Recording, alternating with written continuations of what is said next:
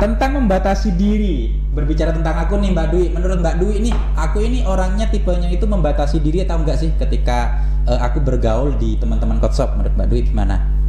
Kalau aku jujur ya Mas, kalau Mas Pi itu aku lihat itu dari Kotshop sini, dari lingkungan Kotshop itu Mas Pi itu lebih terbuka gitu ya.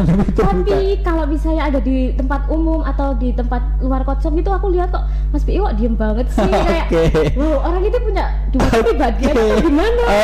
Lihatnya di mana? Taunya itu? Ya pernah kan kita pas makan bersama gitu.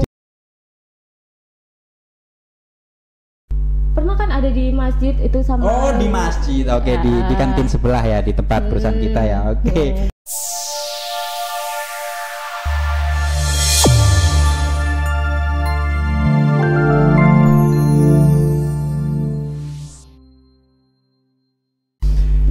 Oke, selamat pagi semua sobat Kotshop di rumah. Oke, kembali lagi dengan saya Syafi'i dan juga rekan saya Dwi dengan. Oke, Mbak Dwi ya. Kita kembali di bedah buku, acara bedah buku. Dimana untuk hari ini ya, kita akan bahas buku dari karangan Sabrina Ara dengan judul ini ya, sobat. Is it bad or good habits? Nah, di sini bagaimana rutinitas dan kebiasaan dapat mempengaruhi kehidupan, gitu ya. Oke, sebelum kita bahas tentang is it bad or good habit, kita harus mengenali atau memahami apa itu arti dari kebiasaan dan juga rutinitas gitu. Soalnya gini Mbak Dwi, kebanyakan dari teman-teman atau sobat-sobat di rumah itu salah mengartikan antara kebiasaan dan juga rutinitas kayak gitu. Oke, mungkin saya jelaskan sedikit aja ya tentang apa itu habit atau kebiasaan, kemudian apa itu rutinitas gitu. Oke, contohnya kayak gini. Habit ya. Habit itu semisal kayak kita makan ya, kita makan dan ketika kita makan itu ada suara berisik dari mulut kita, mengucap gitu. Bener. Jadi kalau kita makan itu kayak, nah itu biasanya sangat ganggu banget gitu untuk orang-orang yang ada di sekitar kita gitu. Kemudian itu yang tadi tentang habit atau kebiasaan ya. Kalau rutinitas itu seperti contoh. Ketika aku bangun tidur, setelah bangun tidur itu biasanya saya sikat gigi.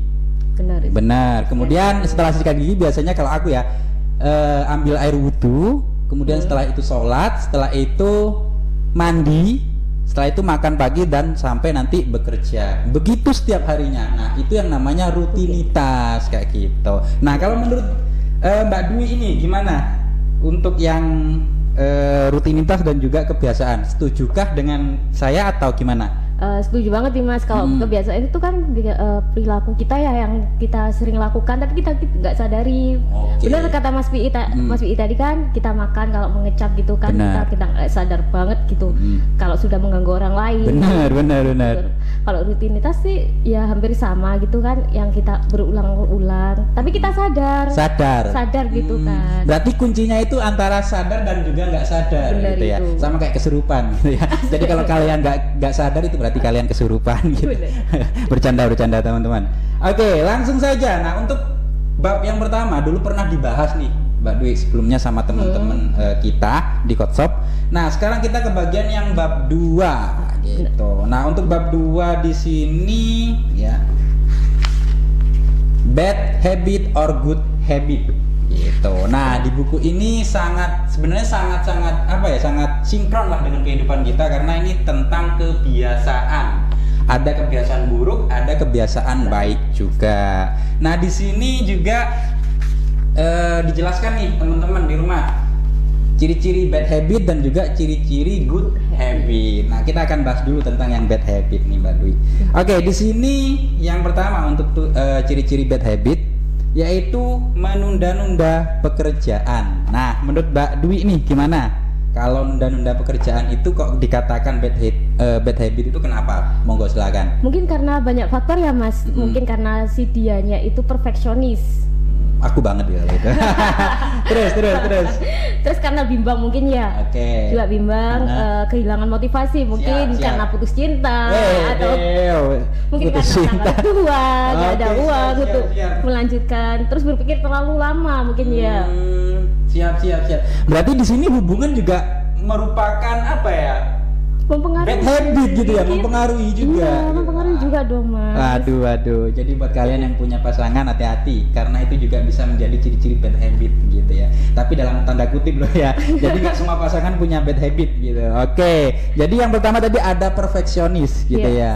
perfeksionis. Oke, perfeksionis. Kalau saya sih ya, saya sendiri biasanya ketika kan saya di sini sebagai marketing nih Mbak Dwi. Benar. Nah, biasanya saya ketika ingin buat konten, kadang saya itu mikir konten ini kira-kira bagus nggak sih? Oh kalau kayak gini gimana ya? Tapi enggak sih, kurang bagus juga. Nah karena pikiranku yang kayak gitu, kadang aku itu nggak jalan-jalan. Jadi akhirnya kerjaanku cuma lihat atau cari konten yang lain gitu. Padahal sebenarnya ide itu banyak, tapi karena memang sifat perfeksionis itu tadi membuat aku ini nggak bisa jalan-jalan atau nggak sampai buat kontennya, hanya bisa mikir aja gitu. Jadi itu perfeksionis ya. Juga ada bimbang. Oke, bimbang. Kehilangan motivasi. Ya. Biasanya kalau udah masalahnya itu banyak ya. Jadi kayak teman-teman di rumah kita yang ada masalah di rumah, kemudian dibawa ke perusahaan, ke tempat kerja dan apa ya kayak kerjanya itu aduh males banget. Nah, itu biasanya butuh yang namanya motivasi. Nah, oleh sebab itu di sini disebutkan kehilangan motivasi juga bisa menyebabkan bad habits gitu. Kemudian menunggu mood baik. Nah, Mbak Dwi ini kira-kira nih kemudian nggak sih orangnya? Kemudian banget aku. Kemudian banget. Susah ya ini. Susah. Kita bahasnya tentang habit tapi Mbak Dwi ini juga kemudian. Nah, kira-kira nih karena Mbak Dwi di sini juga merasakan langsung nih. Nah, kira-kira caranya kemudiannya itu kayak gimana? Kemudian solusinya kayak gimana sih kira-kira? Monggo, silakan. Terkadang gitu ya mas, kalau misalnya aku lagi nggak mood gitu ya, ya tuh tapi tugas itu masih banyak ya. Aku dengan cara mendengarkan lagu sih sama ngerjakan biar moodku lebih baik lagi terus ngerjakan. Kalau misalnya kayak nggak kayak gitu kan nggak jalan-jalan malah nggak selesai. Benar. Jadi itu apa ya cara yang dilakukan Mbak Dwi ya untuk mengatasi sikap kemudiannya itu. Karena kalau yang saya tahu tentang kemudian itu kadang mood kadang enggak gitu tiba-tiba gitu ya. Wah, itu. Jadi itu mungkin tips untuk teman-teman musik nih. Karena untuk meningkatkan mood itu sebenarnya itu banyak. Yang pertama musik. Kemudian yang kedua juga kita makan makanan yang kita sukai. Atau mungkin ya yang suka refreshing. Jadi kalau lagi mood nggak baik ditinggal dulu aja. Tapi jangan lama-lama teman-teman. Nah nanti ditinggalkan sampai pulang. Jangan. Nah biasanya kalau saya lagi moodnya jelek, mungkin saya ke belakang.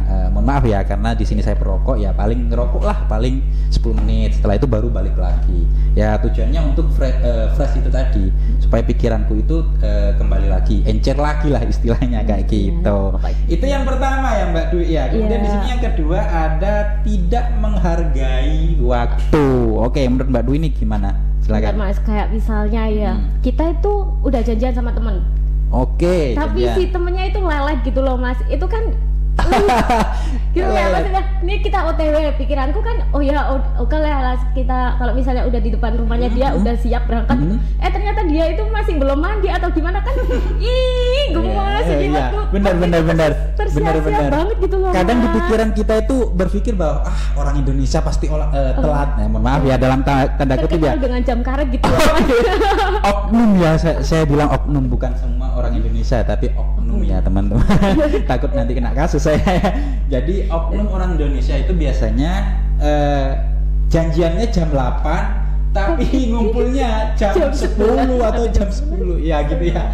Jadi udah jadi mungkin ya jadi habits itu tadi mungkin. Ini mungkin yang dirasakan oleh semua teman-teman di rumah. Ketika janjian jam 7 datangnya jam 8 gitu. Wah, itu sering sekali.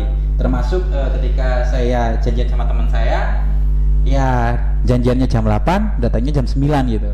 Nah, yang datang jam 9 itu sayanya bukan teman saya. Berarti saya yang memiliki bad habit ya. Wah, ini perlu Itu diperbaiki kayaknya ya. Jadi dong. menghargai waktu ini sangat penting berarti Sangat ya, penting. ya. Karena ini merupakan ciri-ciri bad habit. Jadi kita harus mengatasi bad habit ini, cari solusinya. Dengan cara apa? Yaitu tadi harus tepat waktu atau disiplin gitu. Itulah cara kita untuk menghargai waktu supaya nggak bad habit lagi. Oke. Itu yang nomor 2. Wah, cukup panjang nih kayaknya.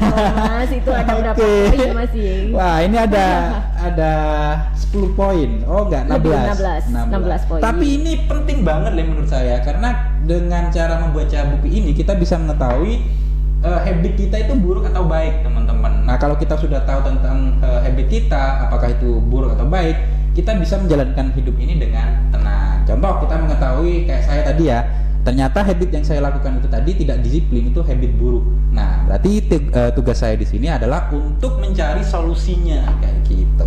Itu ya Mbak Dwi ya. Benar. Oke, itu masih 2 poin. Sekarang yang nomor 3 yaitu tentang menahan diri. Oke, monggo Mbak Dwi, menurut Mbak Dwi ini menahan diri yang bad habit ini kayak gimana? Mungkin karena misalnya karena kita itu nggak bisa mengutarakan opini gitu ya Mas. Mungkin kita beranggapan opini saya tuh mungkin nggak diterima ya. Jadi kita cari aman aja deh, nggak usah kasih opini biar nanti nggak terjadi konflik atau gimana. I know. Oke, jadi intinya cari aman lah istilahnya ya berarti ya. Hampir sama berarti dengan yang poin 6. Ya, cari aman. Jadi contoh kayak tadi, ketika ada permasalahan, kita nggak mau mengungkapkan pendapat kita karena itu tadi cari aman gitu ya. Padahal itu nggak baik ya berarti ya. Sebenarnya bad habit kan ya? Iya, berarti menahan diri sebenarnya nggak baik ya. Nggak Jadi baik dong. Contoh kayak tadi, ketika ada permasalahan nih di tim kita, contoh di tim saya marketing mungkin ya. Nah, di tim marketing ini ternyata ada permasalahan dan saya ini nggak mau mengungkapkan pendapat saya ke teman-teman karena saya berpikir bahwa pendapat saya ini apa ya, nggak penting atau bahkan cari aman supaya nanti pendapat saya ini nggak ditegur, mungkin kayak gitu. Padahal itu nggak baik loh sobat gitu. Kenapa nggak baik? Karena bisa jadi apa yang kita pikirkan itu tidak baik bisa menjadi solusi gitu loh. Bisa menjadi solusi untuk diskusi itu tadi gitu. Atau bahkan bisa menjadi lebih buruk, kan kita nggak tahu. Yang penting kita harus mengungkapkan pendapat kita, entah itu baik atau buruk kayak gitu, benar atau salah gitu. Jadi tetap harus diungkapkan. Jadi jangan sampai jadi orang yang menahan diri kita atau menahan pendapat kita supaya tidak didengarkan orang lain kayak gitu sih. Oke, nomor 3 ini cukup menarik ya. Kemudian yang keempat, ya agak sinkron dikit sih sebenarnya, menahan diri dan juga yang keempat membatasi diri. Ya, oke, menurut Mbak Dwi membatasi diri kayak gimana? Mungkin karena takut pergaulan gitu ya Mas. Kalau misalnya kita lihat, sifat dia kok jelek banget sih, kita hindari banget gitu. Ya, terus. Itu sih Mas yang aku tangkap gitu. Berarti jadi kayak memperkecil circle pertemanan kita gitu. Oh gitu, membatasi diri. Oh, berarti yang dimaksud di buku ini kayak gitu ya berarti ya. Jadi nggak mengeksplorkan diri kita untuk ke halayak atau ke teman-teman yang lain. Nah, tentang membatasi diri, berbicara tentang aku nih Mbak Dwi, menurut Mbak Dwi ini, aku ini orangnya tipenya itu membatasi diri atau enggak sih ketika aku bergaul di teman-teman Kotshop? Menurut Mbak Dwi gimana? Kalau aku jujur ya Mas, kalau Mas Pi aku lihat itu dari Kotshop sini, dari lingkungan Kotshop itu Mas Pi itu lebih terbuka gitu ya. Tapi kalau misalnya ada di tempat umum atau di tempat luar Kotshop itu aku lihat kok Mas Pi kok diem banget sih, kayak wow, orang itu punya dua kepribadian atau gimana? Lihatnya di mana? Taunya itu? Ya pernah kan kita pas makan bersama gitu. Pernah kan ada di masjid itu sama. Oh, di masjid. Oke, di kantin sebelah ya, di tempat perusahaan kita ya. Oke. Jadi ketika di Kotshop ini saya jadi orang yang nggak membatasi diri gitu ya. Tetapi kalau di luar menjadi orang yang membatasi diri gitu maksudnya. Iya, kok dua kepribadian ya sobat ya. Lihat mukanya kok kayak cemas banget sih Mas Pi. Rasanya enggak ada di kantor. Siap. Itu lebih ke kayaknya masalah pribadi saya di rumah tuh kayaknya itu. Jadi kenapa saya kayak gitu ya? Memang mungkin pada saat itu mungkin lagi ada masalah mungkin Mbak Dwi di rumah. Tapi kalau di pekerjaan sekali lagi kita harus menjadi pegawai yang profesional lah. Jadi kita nggak boleh menunjukkan diri kita itu nggak ada ada masalah gitu. Jadi walaupun kita ada masalah di rumah, nggak boleh dibawa ke perusahaan atau di tempat kerja kita. Jadi kita harus menunjukkan sikap kita itu sebagai pegawai gitu loh sobat. Jadi walaupun kita itu ada masalah, nggak boleh dibawa-bawa gitu. Jadi berarti intinya saya di Coach Shop ini nggak pernah membatasi diri ya.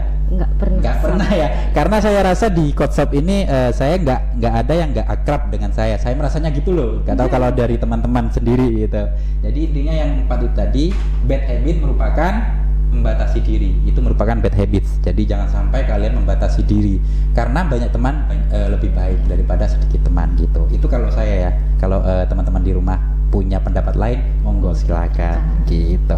Oke, lanjut ke nomor 5, merasa paling benar. Wah, ini nih biasanya ini nih yang kolot ya, biasanya apa istilahnya sih? Kolot tidak keras, mau menerima pendapat orang lain gitu. Keras kepala, kolot. Itu keras kepala, kolot. Jadi kalau pas diskusi itu berarti ya enggak mau, harusnya kayak gini gitu, mau ya. Menang sendiri gitu. Mau menang sendiri. Berarti itu bad ya, berarti ya. Bad banget. Bad habit. Berarti nggak boleh teman-teman ketika kita mengedepankan opini kita, padahal itu belum tentu benar gitu. Jadi tetap kedepankan, lebih baik itu diskusi. Walaupun tidak sependapat dengan apa yang kita inginkan, kita harus menerima. Kayak gitu berarti ya, kira-kira Mbak Dwi. Benar sekali. Oke, siap. Jadi menurut saya untuk yang poin nomor 5 ini sangat pastilah teman-teman di rumah sangat setuju lah. Karena semua teman-teman di rumah pasti merasa bahwa keras kepala itu nggak baik gitu ya. Bad habit gitu. Nah, kemudian yang nomor 6 di sini ada cari aman. Nah, udah kita singgung ya berarti ya tadi di menahan diri ya. Jadi sinkron ya berarti ya antara menahan diri dan juga cari aman kayak gitu. Oke, kalau gitu lanjut aja ke poin nomor 7, yaitu tentang mudah mengeluh. Wah, ini nggak usah dibahas nih teman-teman, nggak perlu dibahas karena semua ya saya yakin lah semua teman-teman di rumah atau saya bahkan pernah mengeluh. Pasti pernah. Jadi bahkan ketika mengeluh itu sering keluar kata-kata kasar mungkin ya, kata-kata mutiara ya. Mutiaranya di sini dalam tanda kutip ya, nggak mungkin lah saya sebutkan di sini, nggak mungkin. Tapi intinya teman-teman di rumah itu pasti pernah mengeluh lah.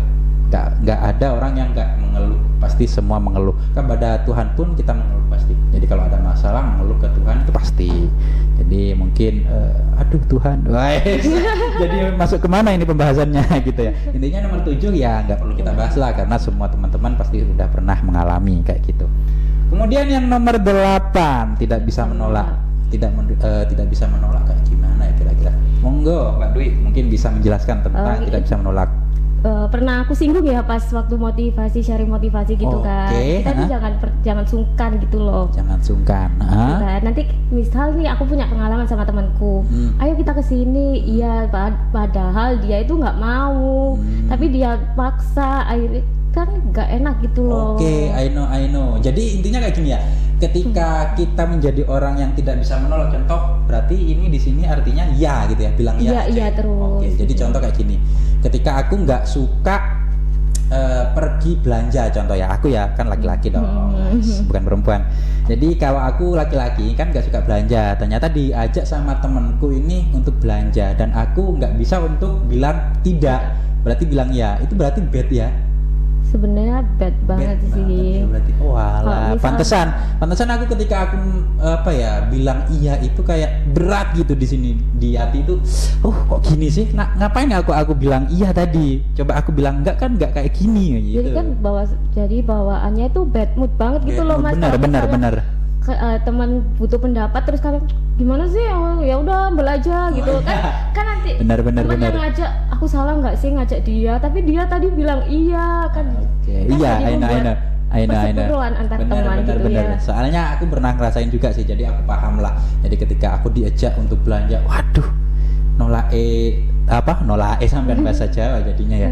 Mau nolak takut dianggap bukan temenku atau gimana atau tersinggung, akhirnya aku bilang iya. Ternyata pas di tempat belanja aku sendiri yang capek, itu harus ngikut kemana-mana, gitulah. Intinya tidak bisa menolak itu harus kita hindari karena itu merupakan bad habit teman-teman. Itu ya nomor 8. Kemudian yang nomor 9, berpikir negatif thinking. Oke, sinkron nih Mbak Dwi dengan yang 10 over gitu ya. Over ya, terlalu over, berlebih-lebihan. Jadi antara 9 dan 10 ini hampir sama sebenarnya, yaitu tentang negative thinking dan juga overthinking ya, walaupun beda tapi agak ada kesinambungan lah dikit gitu. Intinya sama-sama nggak baik gitu.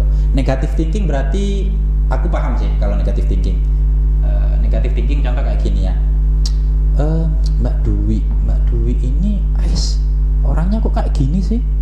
Berarti aduh kayaknya ini orangnya jarang mandi deh. Atau bahkan ini orangnya suka gosip kayaknya. Nah itu kan merupakan negatif thinking ya teman. Ini contoh loh. Iya, Gak tahu juga kalau beneran ya kan, gak tahu kita. Gitu. Itu yang negatif thinking. Nah kalau overthinking mungkin Mbak Dwi bisa menjelaskan, monggo silakan. Mungkin ya Mas, aku punya ketakutan besar gitu ya, misalnya kalau ada ya ke jalan di papan gitu loh. Jalan maksudnya jalan di atas papan gitu loh Mas. Kayak misalnya ada di lantai kos gitu ya. Lantai tempat kos gitu loh Mas. Kan itu kan kayak kayu gitu ya. Terus aku berpikir kalau misalnya aku jalan di sini nanti ambruk nggak ya gitu. Kan, lantainya berarti dari kayu. Iya gitu loh. Berpikir aku kalau misalnya kita nggak berpikir kayak gitu kan kita bisa jalan gitu kan. Kalau misalnya kita berpikir kayak gitu ya kita nggak jalan, malah apa yang kita pikirkan malah benar-benar terjadi. Benar itu biasanya kayak apa ya, mitos sih sebenarnya konsepnya kayak gitu, kok malah bahas mitos ya. Ya gak apa-apa karena ini agak bersinggungan ya. Mitos itu kalau kita percaya bisa terjadi loh biasanya, atau itu berhubungan dengan yang namanya pernah lah pasti kita biasanya di coffee shop itu kalau ada pegawai baru sama owner kita biasanya dikasih ilmu itu, atau satu hari itu khusus untuk anak baru belajar tentang yang namanya hukum ketertarikan gitu. Jadi mungkin Mbak Dwi masih belum. Oke. Jadi biasanya untuk yang baru-baru biasanya diajari sama owner kita itu untuk belajar tentang ilmu baru, yaitu salah satunya tentang hukum ketertarikan. Jadi apa yang kita pikirkan itu pasti akan terjadi. Mungkin berhubungan dengan ini kayaknya. Jadi kalau kita berpikiran tentang yang berlebihan, contoh nih, yang contohnya Mbak Dwi tadi, ketika aku jalan di lantai yang berbahan kayu, wah takutnya nanti ambruk. Benar. Nah itu benar terjadi karena kita memikirkan tentang itu gitu sih. Tuh, jadi berlebihan kayak gitu ya. Yang poin nomor 10. Kemudian yang poin nomor 11 yaitu menimbun barang. Wah, menimbun barang kayak gimana ya? Aku masih belum paham nih tentang menimbun barang. Mungkin Mbak Dwi bisa jelaskan menimbun barang yang kayak gimana sih maksudnya? Kok jadi bad habits gitu loh? Mungkin ya karena aku cewek ya. Sering banget beli baju gitu ya, bagus ini buat acara ini gitu, koleksi. Ternyata karena kebanyakan beli gitu, akhirnya kita nimbun barang sampai kehilangan kegunaan gitu loh, fungsi itu misalnya dibeli dari 1 tahun yang lalu mau dipakai tahun ini udah nggak cukup gitu. Padahal niatnya untuk dipakai, ternyata nggak dipakai saking banyaknya koleksi gitu. Jadi kayak gitu ya berarti nimbun barang. Nah kalau nimbun uang bad nggak ya kira-kira? Jadi menurut teman-teman di rumah bad atau good nih nimbun? Karena di sini kan nomor 11 menimbun barang nih teman-teman. Jadi kira-kira nih saya tanyakan, kalau menimbun uang itu bad atau good nih teman-teman? Yang tahu jawabannya langsung ya, kalau lihat video ini mungkin bisa komen atau berpendapat di kolom komentar ya gitu. Jadi nimbun barang kayak gitu ya berarti ya, yang harusnya kita pakai ternyata nggak kepake akhirnya karena saking banyaknya koleksi gitu. Kalau saya sih lebih baik nimbun uang ya daripada nimbun barang. Oke lanjut. Yang nomor 12, poin nomor 12 yaitu mudah marah. Wah ini apa ya istilahnya itu, tersinggungan lah orangnya berarti ya. Mudah marah itu istilahnya apa sih Mbak Dwi? Lupa aku. Mudah marah apa ya? Istilahnya lupa aku apa ya untuk orang-orang yang mudah marah. Jadi sering tersinggung, mudah tersinggung. Apa ya? Optimis bukan. Pesimis juga bukan. Lupa aku. Intinya ya mudah marah itu aja teman-teman ya. Jadi mudah marah ya sesuai dengan namanya, mudah marah atau mudah tersinggung. Jadi ketika dikritik sedikit tersinggung. Nah kalau punya teman kayak gini berarti kita harus hati-hati juga ya. Nah Mbak Dwi di sini mudah marah atau enggak? Kalau di rumah sih iya sih Mas. Kalau di sini sini lebih bisa menahan diri, entah ya Mas, aku kok gitu banget ya kalau di rumah itu lebih sering mengungkapkan rasa marah gitu. Oh, tapi oke, kalau di karena- sini kayak oke lah bisa nahan, tapi kok di rumah kok nggak bisa Oh, gitu berarti ya. mungkin Mbak Dwi ini mikirnya kalau di rumah itu adalah keluarga sendiri sebagai tempat curhat. Jadi itu tadi mungkin bisa mengungkapkan perasaannya di rumah sebagai keluarga gitu mungkin. Oke, jadi mudah marah itu ya tadi ya, berarti mudah tersinggung. Oke, lanjut di nomor 13 yaitu malas gerak. Wah, mager. Ya, mager. Siapa yang nggak tahu mager di rumah pasti tahu semua lah. Jadi mager. Contoh, hari ini hari Minggu. Hari ini hari Minggu dan aku punya niat hari Minggu itu jam 8 lah. Sekarang jam 7, jam 8 itu aku harus siap-siap berangkat atau jalan-jalan ke gunung contoh. Berarti kan aku harus mandi dulu, siap-siap dulu. Ternyata aku punya sifat bad habits yaitu yang malas gerak atau mager. Ya udah, berarti aku tinggal tiduran aja dulu gitu. Jadi nggak mau bergerak, tiduran aja. Pada akhirnya ketika lihat jam ternyata udah jam 11, akhirnya nggak jadi. Mungkin efeknya kayak gitu teman-teman. Jadi sinkron juga dengan poin yang tadi yaitu menunda-nunda atau nunda-nunda pekerjaan gitu. Jadi malas gerak nggak baik, nunda juga nggak baik kayak gitu. Oke, lanjut gosip. Yang bisa jelasin ini pasti cewek ya. Di sini yang cewek siapa? Monggo silakan yang merasa cewek bergosip. Ternyata bad habit loh. Hati-hati. Bener banget Mas, pasti bergosip itu gimana? bad habit banget. Gimana? Bermula misal gini kita bahas A, dengan bergosip itu kita merembet sampai Z. Nah, Itu sih, jadi terkuak semua rahasia, Oke, kan itu- nggak bagus buat kita. buat itu bad pasangan. atau good? Bad banget dong. Tapi kenapa kok cewek-cewek masih ya bergosip gitu? Kenapa nih teman-teman? Terutama yang jelaskan di sini kan udah tahu sebenarnya ini bahwa ini merupakan bad habit tapi masih dilakukan gitu ya. Kenapa?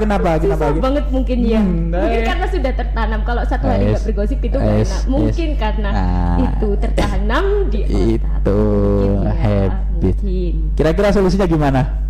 Mungkin ya. Hmm. Kalau misalnya nih ada orang bergosip, ya kita pakai headset aja, jangan dengerin gitu. Oke. Kita pura-pura aja nggak tahu. Oke. Udah kita lanjut aja fokus. Siap. Fokus. Tak catat ya berarti headset atau kemudian menghindari. Itu ya yang disebut Mbak Dwi. Berarti Mbak Dwi biasa dong dari besok nggak gosip.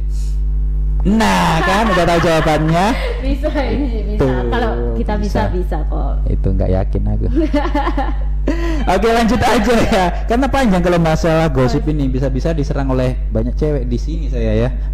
Karena di sini penontonnya banyak amat. Mohon tenang ya penonton. ya. Kayaknya udah mulai gerak, udah mulai berdiri semua yang cewek-cewek di sini. Kalem. Oke, lanjut aja nomor 15, cari aman aku. Walaupun cari aman itu nggak baik ya tadi ya. Gak apa-apa, cari aman aja. Oke, nomor 15, membanding-bandingkan. Weh, kayak lagu. Banding ke. Wes. Ada yang tahu? Tahu nggak? Tahu lah, wong viral ketika 17 Agustusan nyanyi di depan presiden. Siapa? Farel, tahu semua lah. Apalagi lagu yang dinyanyikan adalah banding ke, artinya membanding-bandingkan. Ojo dibanding-bandingke, jangan dibanding-bandingkan gitu. Sesuai kayak lagunya ya. Jadi di sini ternyata membanding-bandingkan merupakan bad habit. Contoh Mbak Dwi ini orangnya lebih lelet, nggak kayak Mbak Maya. Seneng nggak sih? Ya nggak seneng dong. Itu maksudnya berarti ya. Berarti nggak enaknya di situ ya. Berarti bisa menyinggung orang lain. Apalagi yang tadi poin 12, orang yang kita singgung udah marah. Wah, jadi wes. Perseteruan. Mungkin ada orang yang suka disinggung, ya monggo nggak apa-apa, berarti ini jadi good habit karena dia ingin disinggung gitu ya. Ternyata semua orang itu nggak mau dibanding-bandingkan. Karena apa? Karena menurut saya ini untuk setiap orang itu punya privilege masing-masing atau punya karakter masing-masing gitu. Jadi nggak bisa kita samakan, sama ratakan nggak bisa. Oh ini pintar ini, nggak bisa.